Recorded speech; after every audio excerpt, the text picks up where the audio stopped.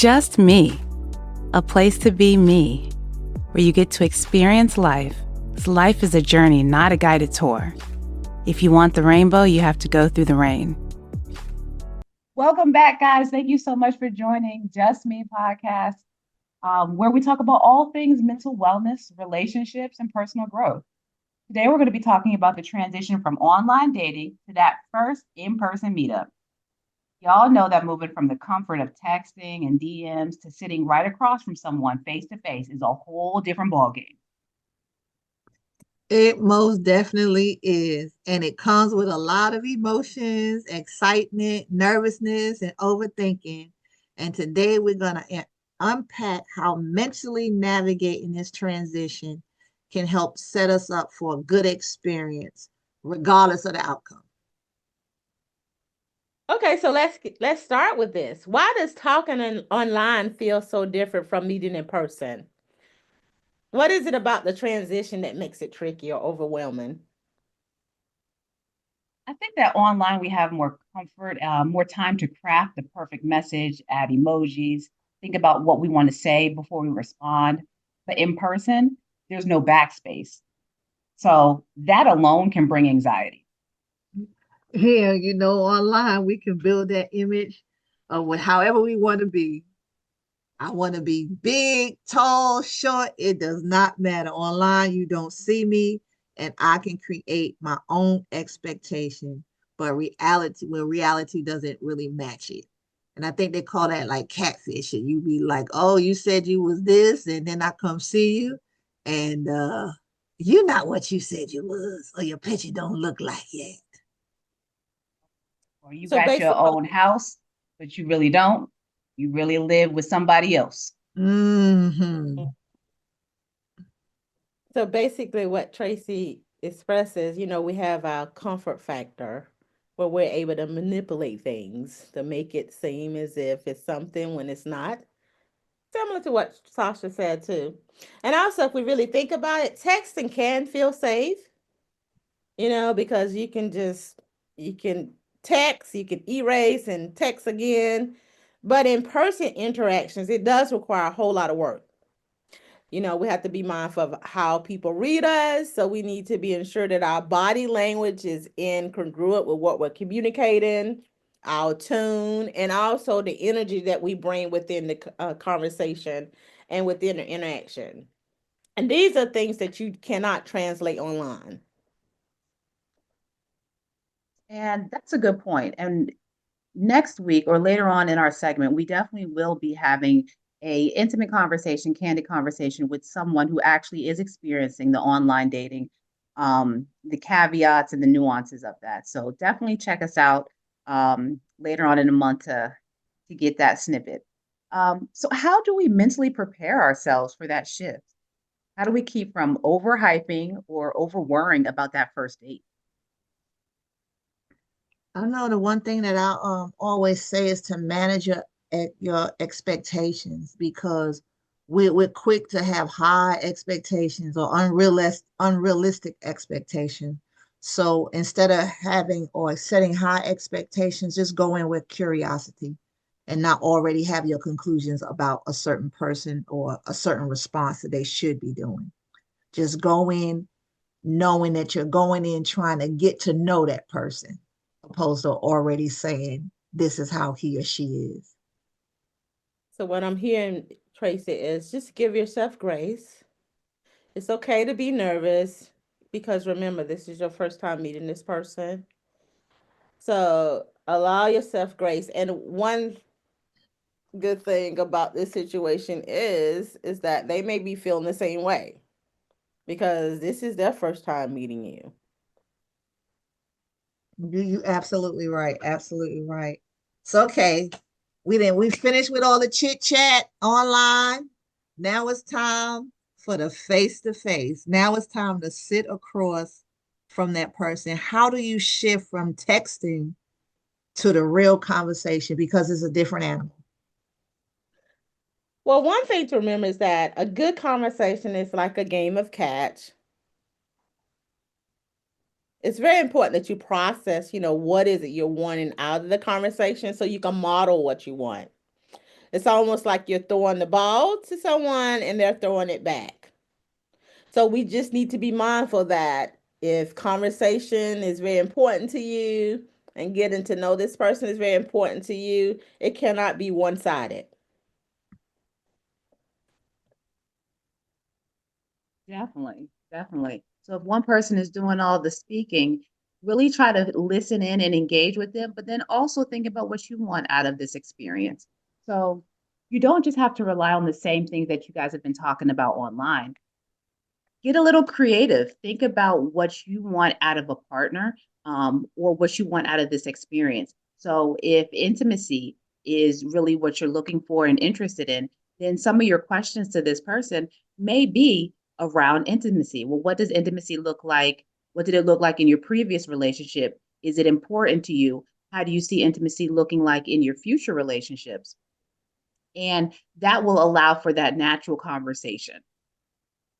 But Sasha, that is a whole lot. What you just expressed that people need to be mindful of, as it relates to what they want and how they should say it. So with that being said, let's talk about silence for a second. Like really utilizing silence as a way to get your thoughts together. Because if we impulsively just say a lot of random things, that can cause you to panic and that can cause the other person to panic also. So it's okay to have silence as you're trying to get your thoughts together. And it will help the conversation flow much better if you can reflect on what they express and then communicate or provide feedback based upon, what they express to you. Yeah. I like how you said that too, and you're able to absorb a lot in silence. Like I said, just trying to really hear or listen to, as you listen to what they say, you actually hear it in those moments of silence. It gives you an opportunity to reset. You don't have to do a whole lot of talking. The important is to stay in the present. Stay in the present. You don't have to overthink. You don't have to fill every gap. Just talking, talking, talking, talking. Give that moment of silence, that time to really absorb what you just heard and process it. And I think that goes to just another natural element of effective conversation is listen to the person to understand versus listening to respond. So it's okay if there's some silence in your processing what the person just said. And you can even be transparent and say, hey, wow, that was a lot. Let me take a second to think about that. And that's okay as a response to the person. So, yeah, instead of stressing out about what to say next, focus on truly listening to what they're saying and how to have a conversation that is just like throwing, playing catch, tossing the ball back and forth. Oh my God. So let's be real. This is a task. This is Yeah. a big task. So how does online dating mentally prepare or unprepare us for the first in-person date? Because you all talk about a whole lot of stuff. What are some of the feelings that you think people go through? Oh, oh, it can be a mix between excitement, nervousness, feeling overwhelmed, and even some elements of imposter syndrome. You might be wondering, like, am I really the right person for this person? Am I what this person expected? And who is this person? Is this person the matching the image that I've created in my head? So there's a lot of unknowns and uncertainties as we go into that first date face to face. Yeah. And that ties into the fear of disappointment. Because the online interaction, it gives you a curated version of people. We get to make it up however we want to. And when we meet them in real life, again, that expectation and reality sometimes don't match. So that emotion of disappointment, definitely. Well, what if? And then if this is not your first rodeo, you kind of reminded of, well, is it going to be like the last time? So just, and here it is again. I have to walk into another. Am I going to be disappointed again? That right there. That right there. Like meeting in person, means showing up as your authentic self. There's no filters, as A1 and all these new technology things can do. Showing up as your full self. No filters. You can't craft your messages. You are on. Yeah. And that creates a lot of vulnerability too. So allowing yourself to be vulnerable with appropriateness. And if that's something that you definitely have concerns about, then there may be some other avenues where you may want to explore some individual counseling before even stepping into that element of vulnerability. So how do we manage these emotions? What are some mindset shifts that we need to take into consideration? One thing, just going into it, is take the pressure off before it even start. Go in with curiosity, not pressure. Don't treat it like an interview. Treat the date as a conversation. No pressure, no pressure. You're just curious, just curious. And also remember that this does not define you. It doesn't define your Mhm. values and beliefs and stuff like that. You know what they are. So even if it does not work out, it's okay. But this first meeting does not define you. Yes. Yes. It is two people meeting, and that is okay. We do it at our jobs, in our social settings. So this is just another experience of just two people meeting. So all Correct. right, let's get into this first date anxiety because that's real. Even the most confident people can feel nervous. What are some ways to calm down? Whew. Let's see. For me, it's the breathing. Definitely the breathing. Some deep breathing, being intentional, slow breaths. It helps regulate your nervous system. Sometimes you can be still and do the breathing. Sometimes you gotta walk it out and do the breathing. But the main thing is, again, just to calm your nervous system, and you can do that by taking short breaths. Inhale, exhale. Let it in, let it out. Don't let it rest. And as we express, this is something new. So for me, just me, whenever I'm getting ready to do something new, there are certain things that I do. One of those things, some of the things in my toolbox is playing a favorite song, playing one of my favorite songs, something that I can relate to. I have affirmation statements that I utilize whenever I need to encourage myself. Or as I talk about a lot, support systems are very, very important. I might have a homegirl that I can, I do have a homegirl that I can call and she can encourage me as I transition into something new. So that is some of the things that are in my toolbox. That is in my toolbox. And I will say for me, just kind of considering, I have been on online dating. A good friend of mine, she got married over the pandemic, but has been with her partner for years. And the one thing of advice that she gave me was just have fun.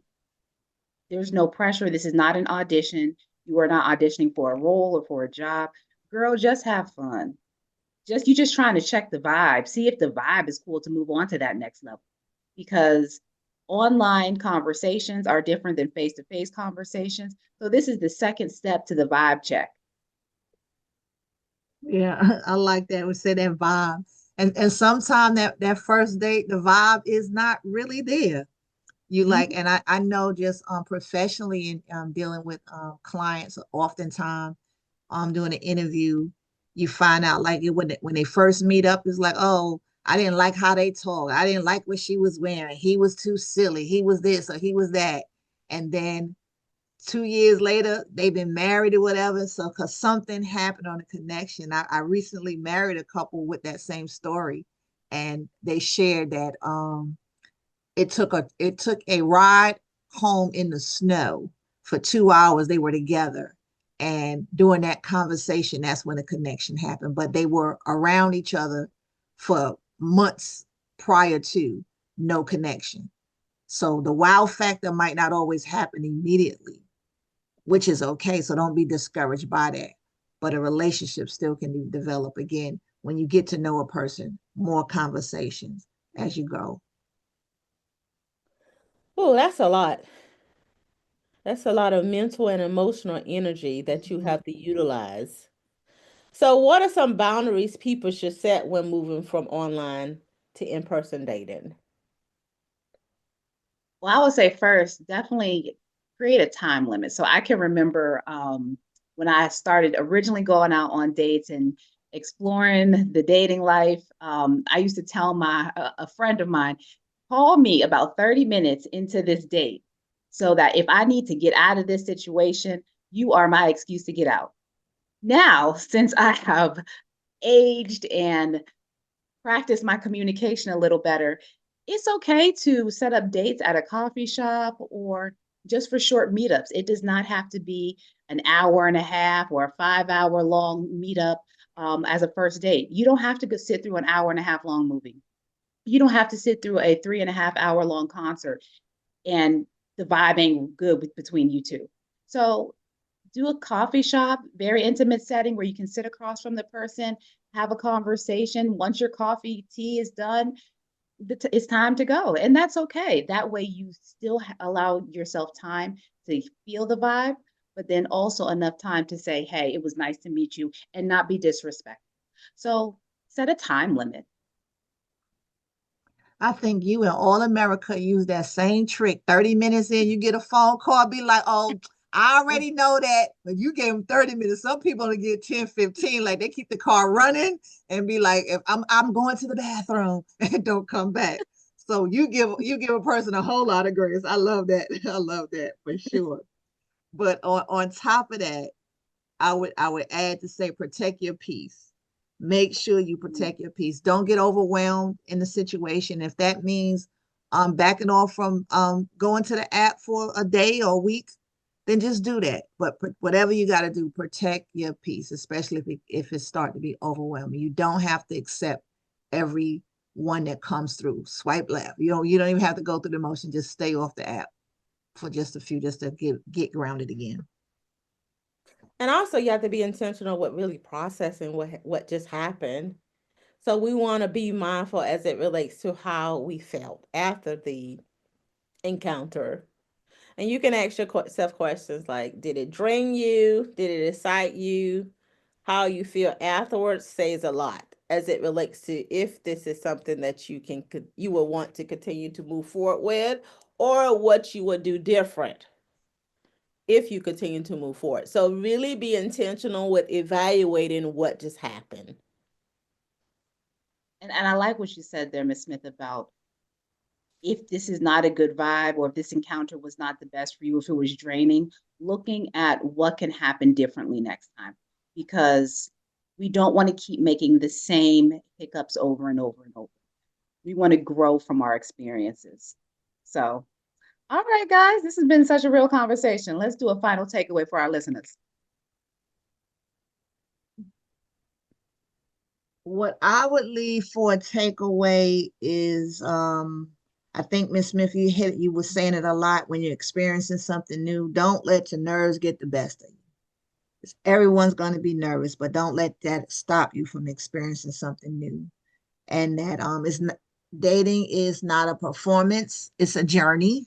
So Mm. take it that way. And then again, this is just me. So be yourself. Be yourself and let the connection develop naturally. Okay, those would be my two takeaways. And just give yourself permission to take it slow. No one is asking you to get married tomorrow. No one is Mm-mm. really no. If someone does ask for a report, you don't have to give it. So there's no need to rush into something that you just recognize that this is something you want to do. So just be present. Stay in the present is all that you can control. And as Sasha expressed earlier, enjoy the process, enjoy the experience. Oh, I love it. And remember that your mental wellness always comes first. So if dating feels like a chore or it feels like something that is another thing that you have to check off of your to-do list, it's okay to take a step back, regroup, and come back when you're ready.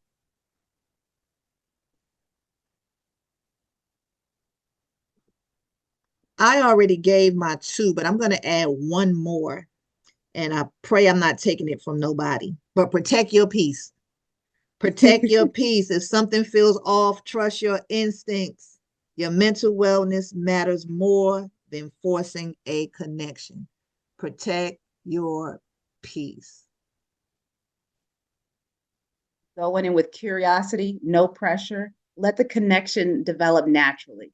If you feel like you have to force something, then the vibe check is off. The vibe check is off.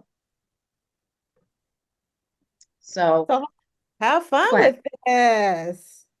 Whether it works out or not, every day is an opportunity. It's a new experience for you to learn more about yourself and what you truly want. Absolutely. So until next time, guys, thank you so much for checking in and listening. Take care of yourself so that we can all take care of each other. Bye. Thank you so much for listening to Just Me Therapy podcast. If you are seeking further one-on-one diagnoses, interventions, and treatment plans, please consider scheduling an appointment with an individual counselor at Journeys Counseling Center, located in Greensboro, North Carolina. Journeys can be reached at 336-294-1349. The mission of Just Me Therapy podcast is to use authentic conversations to uplift one's mind, body, and soul. The goal of Just Me Therapy is to offer affordable education and insight to individuals who experience financial barriers to accessing individualized behavioral health care services.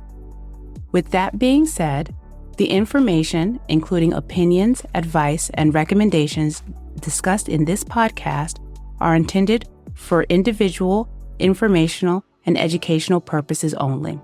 Such information is not intended to substitute the recommendations of your own licensed therapist or healthcare professional. Although we are licensed behavioral health professionals, we are not your licensed behavioral health professional. As a result, the advice mentioned on this podcast should not replace the recommendations offered by your own qualified health professional.